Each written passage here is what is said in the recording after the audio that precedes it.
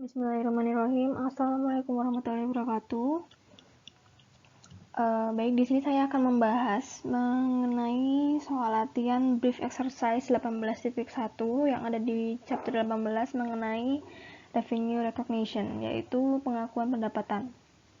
Nah, pada latihan yang pertama ini, teman-teman itu diminta untuk mengidentifikasi dan menjelaskan suatu transaksi atau kontrak antara dua pihak, yaitu pembeli dan penjual. Apakah kontrak tersebut yang dilaksanakan dua pihak tersebut valid atau tidak, kayak gitu. Nah, sebelumnya teman-teman perlu memahami dulu bahwa konsep dari revenue recognition standard yang baru ini yang disepakati oleh ISB dan FASB itu terjadi karena adanya perkembangan dari sistem-sistem penjualan dan pembelian. Jadi yang awalnya penjualan dan pembelian itu simple, sederhana, kayak contohnya kita hanya menjual satu barang saja kepada pembeli, itu setelah adanya banyak perubahan, ada banyak perkembangan, maka ketika seorang produsen menjual barang kepada konsumen itu ada beberapa kontrak yang mengikuti transaksi jual beli tersebut. Nah, jadi tidak simpel hanya jual beli barang secara langsung gitu, tapi ada kontrak, kayak misalnya penjualan dan pembeliannya itu dilaksanakan secara kredit, berarti ada kontrak untuk ada kesepakatan untuk membayar pembeliannya itu secara berkala, bisa jadi dicicil, bisa juga setelah beberapa hari dari barang dikirim baru bisa dibayar. Nah, itu kan ada kontrak, ada perjanjian antara dua pihak tersebut. Nah, perjanjian itu bisa secara tertulis, bisa secara oral, atau hanya dari omongan saja. Jadi dua pihak itu menyepakati dari pembicaraan saja gitu, oral. Ada juga perjanjian yang telah mengikat, yaitu kayak misalnya teman-teman itu membeli alat elektronik. Nah, itu udah ada salah satu kontrak yang mengikat dari pembelian alat elektronik tersebut. Kontrak yang mengikat itu adalah contohnya garansi. Nah, garansi itu merupakan kontrak juga. Nah, kayak selanjutnya di sini teman-teman akan diminta tadi yang sudah saya jelaskan, yaitu mengidentifikasi tadi apakah jual beli antara Lenovo Computers dan Valen Electronics ini itu valid atau tidak. Nah, kita perlu mengetahui dulu tuh nanti syarat-syarat valid atau tidaknya itu bagaimana, itu akan dibahas.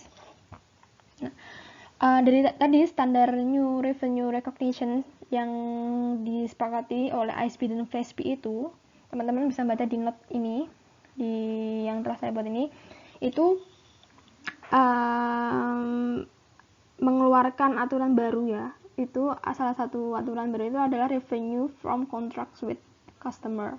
Nah, di situ nanti teman-teman bisa melihat apa sih yang membuat pendapatan itu bisa kita akui. Nah, itu tuh dari kesepakatan antara dua pihak, yaitu penjual dan pembeli, kontrak tadi. Nah, di BE 18.1 ini Lenovo Computer sudah saya bahas dan misalkan ya, agar teman-teman lebih mudah memahami. Lenovo Computer ini merupakan perusahaan manufaktur komputer tablet.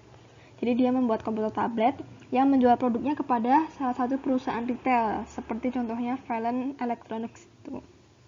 Nah, kalau perusahaan retail kan berarti dia jual beli barang. Nah, yang memproduksi barangnya itu adalah perusahaan manufaktur, yaitu Lenovo, dan perusahaan retailnya itu adalah yang menjual barang sudah jadi gitu. Secara sederhana itu adalah perusahaan dagang gitu. Nah, dalam waktu belakang ini Lenovo telah menjual dan mengirim produk tabletnya sebanyak 200 buah kepada Valen dengan total biayanya itu adalah $20.000 pada tanggal 5 Januari 2019. Jadi produknya telah dikirim ya, nih sesuai keterangan dalam soal Lenovo sold and delivered. Jadi bentuk kedua kan berarti sudah dilakukan oleh Lenovo, yaitu telah menjual dan mengirimnya. Nah, Valen itu setuju untuk membayar 200 tablet tersebut dalam waktu 30 hari, yaitu berarti dari 5 Januari ketika barang diantar hingga paling lambat 4 Februari 2019. Kesepakatan untuk membayar. Nah, diketahui bahwa Valen ada informasi tambahan nih, diketahui bahwa Valen memiliki peringkat kredit yang baik dan semestinya tidak memiliki kesulitan dalam melakukan pembayaran kepada Leno. Nah, apa sih tingkat kredit yang baik itu? Tingkat kredit yang baik itu adalah sebuah perusahaan itu kan pasti mereka memiliki hutang ya. Nah, ketika perusahaan memiliki hutang tapi mereka memiliki memiliki kemampuan yang tinggi untuk membayar hutangnya. Nah, dalam keadaan seperti itu adalah perusahaan memiliki tingkat kredit yang baik kayak gitu. Nah, itu nanti akan dibahas di mata kuliah AIK lebih detailnya. AIK itu adalah analisis informasi keuangan. Jadi ketika tingkat kredit yang baik dan itu informasi tingkat kredit yang baik itu diperoleh oleh si penjual, maka si penjual akan merasa percaya dan aman karena mereka yakin bahwa pembelinya akan memenuhi kewajibannya untuk membayar hutangnya tadi, seperti itu. Karena kalau tingkat kreditnya baik kan otomatis si Valennya ini pembelinya tidak memiliki kesulitan untuk membayar kepada Leno, kayak gitu. Nah, pertanyaannya, jelaskan apakah ada kontrak yang sah antara Leno Computer dan Valen Electronics. Nah, kontrak yang sah itu bisa diartikan sebagai kontrak yang valid ya. Nah, selanjutnya diasumsikan bahwa Leno Computer, ini pertanyaan selanjutnya ya, diasumsikan bahwa Leno Computer belum mengirimkan tablet komputer kepada Valen Electronics. Belum mengirimkan. Terus apa yang mungkin menyebabkan kontrak yang valid tidak ada di antara Leno Computer dan Valen Electronics. Jadi kalau misalnya ternyata Lenonya itu pada tanggal 5 belum mengirimkan tabletnya ke Valen, kira-kira apa sih yang menyebabkan kontrak yang awalnya valid menjadi tidak valid di antara keduanya? Seperti itu. Next. Nah, dari pertanyaan pertama, jelaskan apakah ada kontrak yang sah antara Leno Computer dan Valen Electronics. Itu jawabannya ada. Gitu.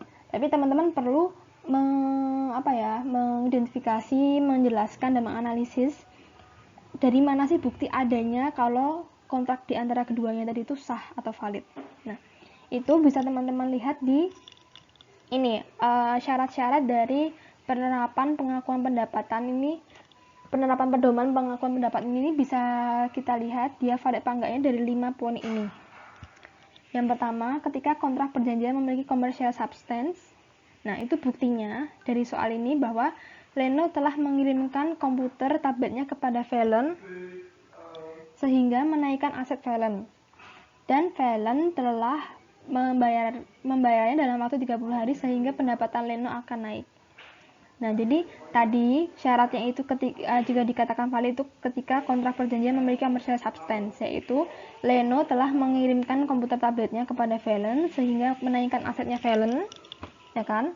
Jadi persediaannya Valen akan bertambah kan, berarti kan asetnya naik, persediaan kan aset. Dan Valen akan membayarnya dalam waktu 30 hari sehingga pendapatan Leno akan naik, kayak gitu. Nah, itu berarti ada commercial substance. Nah, itu buktinya. Ini saya ambil buktinya dari soal ya. Semua bukti ini adalah informasi yang ada di soal. Selanjutnya, syarat selanjutnya adalah pihak-pihak dalam kontrak telah menyetujui kontrak perjanjian dan berkomitmen untuk melaksanakan kewajibannya masing-masing. Buktinya dari mana? Kedua pihak itu diketahui baik Leno maupun Valen sama-sama telah menyetujui kontrak dan kesepakatan tanggal pembayaran. Leno telah mengirimkan barang dan Valen telah sepakat pada syarat-syarat khusus dalam transaksi tersebut. Syarat-syarat khususnya ini contohnya tadi syarat-syarat khusus pembayaran, misalnya dibayar selama 30 hari ke depan, terus pembayarannya jumlah pembayarannya berapa, apakah ada diskon di antara tanggal tersebut, kayak gitu, itu syarat-syarat khusus. Nah, itu telah disepakati oleh Valen, jadi syarat kedua itu terpenuhi.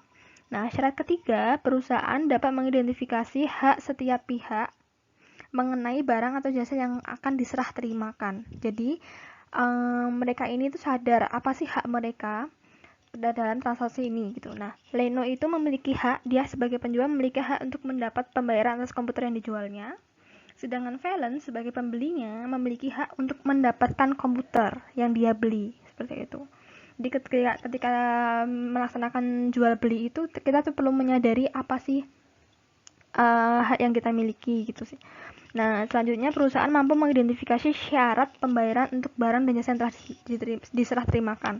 Syarat pembayarannya itu secara jelas ditentukan di dalam soal dan ditentukan oleh kedua pihak, baik Valen dan Leno, yaitu Valen akan membayar $20.000 dalam waktu 30 hari. Seperti itu. Selanjutnya, dimungkinkan, ini syarat kelima ya, dimungkinkan perusahaan akan mengumpulkan perhitungan yang menjadi haknya. Jadi, perusahaan ini adalah Leno itu akan mengumpulkan perhitungan yang akan menjadi haknya. Nah, pertimbangan peringkat kredit customer merupakan bagian penting dalam menentukan apakah sebuah kontrak itu akan valid atau tidak.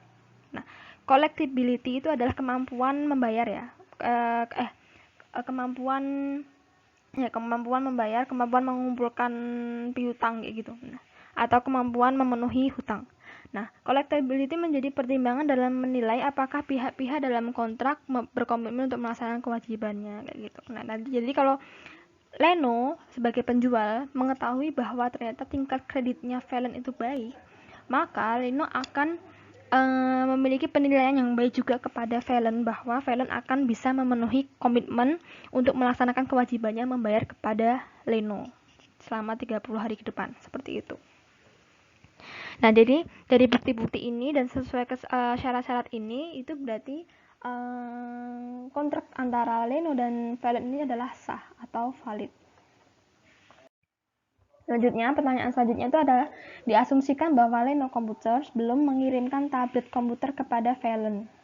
Apa yang mungkin menyebabkan kontrak yang valid tadi awalnya tidak ada di antara Leno dan komputer. Jadi, kalau misalnya Leno belum mengirimkan tabletnya nih tanggal 5 Januari, kira-kira itu apa sih yang membuat kontrak yang awalnya valid tapi menjadi tidak valid? Nah, itu adalah yang pertama, jika situasinya Valen berubah. Jadi misalnya tiba-tiba Valen memiliki kesulitan membayar hutang, tiba-tiba Valen mengalami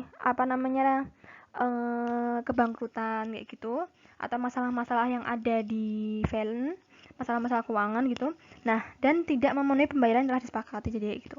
Jadi awal kalau misalnya Valen itu ada banyak masalah tadi, sehingga dia tidak dapat memenuhi pembayaran yang telah disepakati sebelumnya, itu akan menjadikan kontrak yang awalnya valid menjadi tidak valid.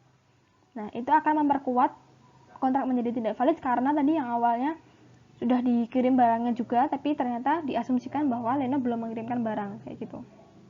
Nah, jadi kontrak itu bisa dikatakan valid tuh jika salah satu dari dua pihak itu tuh telah memenuhi kewajiban. Nah, di sini kan hanya diasumsikan bahwa Leno yang belum memenuhi kewajiban mengirimkan tabletnya di pertanyaan ini. Nah, tapi kontraknya itu tuh tetap valid jika Valennya itu tuh masih punya kemampuan untuk pembayarannya gitu. Nah, bisa jadi kan Leno belum mengirimkan tabletnya pada tanggal 5 Januari tadi, tapi dia akan mengirimkan tanggal 6, tanggal 7, tanggal 8 gitu. Nah, itu masih valid ya. Jadi ketika Leno masih bisa belum mengirimkan komputernya, tapi si filenya itu masih punya kemampuan untuk membayar yang telah disepakati, itu masih bisa dikatakan valid. Tapi ketika Leno belum mengirimkan tabletnya dan Valen ini memiliki situasi keuangan yang sulit atau berubah, kayak misalnya kebangkrutan tadi, nah dia dan Valen tidak memiliki kemampuan untuk memenuhi pembayaran yang telah disepakati, maka kontrak tersebut akan menjadi tidak valid. Selanjutnya, yang kedua, kontrak akan menjadi tidak valid juga jika terdapat sesuatu yang terjadi yang menyebabkan salah satu pihak tidak menyelesaikan bagian kontrak. Kayak gitu. Jadi kontrak bisa menjadi tidak valid. Salah satu pihak tadi kan sudah si Leno belum mengirimkan tabletnya tanggal 5 Januari. Nah, selanjutnya menjadi tidak valid lagi jika salah satunya lagi tidak bisa memenuhi kontraknya, bagian kontraknya, atau membayar tadi, seperti itu. Selesai pembahasan ini. Apabila ada yang dibingungkan bisa langsung tanya saja, dan apabila saya banyak kesalahan saya mohon maaf. Wassalamualaikum warahmatullahi wabarakatuh.